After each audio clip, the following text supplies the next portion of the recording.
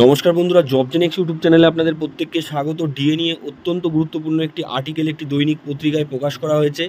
দেখতে পাচ্ছেন 4% ডিএ বাড়লে কত মাইনে বাড়বে, অর্থাৎ 4% ডিএ কিন্তু রাজ্য সরকারি কর্মীদের পুনরায় বাড়তে চলেছে, এমনটা ইঙ্গিত পাওয়া যাচ্ছে। বিস্তারিত কি বলা হচ্ছে আপনাদের সাথে এই ভিডিওতে শেয়ার করব। তার আগে বলে রাখবো, যারা চ্যানেলে নতুন প্রথমবার ভিজিট করেছেন চ্যানেলটিকে সাবস্ক্রাইব করে অল বেল আইকনটি বাজিয়ে রাখুন। ভিডিওটি লাইক করে অনেক অনেক শেয়ার করে দিন, যাতে ভিডিওটি সকলের কাছে পৌঁছে যেতে পারে।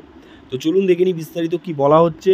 4% ডিএ বাড়লে কত হারে বেতন পাবেন রাজ্য সরকারি কর্মীরা।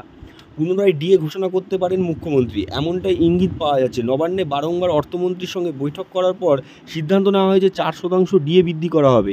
এক্ষেত্রে রাজ্য সরকারি কর্মীদের ক্ষোভকে প্রশমন করতে বা ক্ষোভে প্রলেপ লাগাতে এই সিদ্ধান্ত মুখ্যমন্ত্রীর। এক্ষেত্রে 4% ডিএ বৃদ্ধি করা হবে খুব শীঘ্রই। শোনা যাচ্ছে আগস্ট মাসের প্রথম সপ্তাহে এই ডিএ ঘোষণা করতে পারেন অফিসিয়াল ওয়েবসাইটে।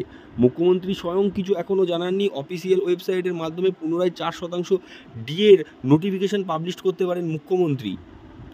কিন্তু কেন্দ্রীয় সরকারি হারে ডিএ চাইছেন সংগ্রামী যৌথ মঞ্চ সহ একাধিক মঞ্চ। তাদের দাবি কেন্দ্রীয় হারে ডিএ দিতে হবে। মুখ্যমন্ত্রী বারংবার জানিয়েছেন যে ডিএ কেন্দ্রীয় হারে দেওয়া কোনোভাবেই সম্ভব নয়।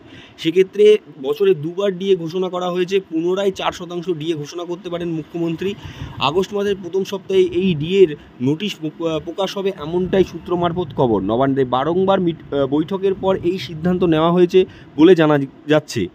এক্ষেত্রে সুপ্রিম কোর্টে ডিএ মামলা চলছে। সুপ্রিম কোর্টে ডিএ মামলা চললেও কোনো রকম নিষ্পত্তি আজও হয়নি।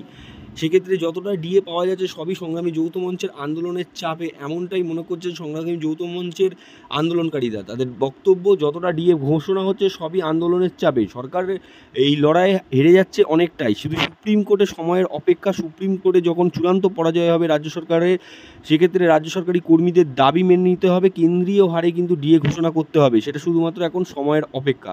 তো দেখতে পেলেন খুবই গুরুত্বপূর্ণ একটি আপডেট আপনাদের সাথে শেয়ার করলাম। লাইক করে বন্ধুদের মাঝখানে শেয়ার করে দেবেন।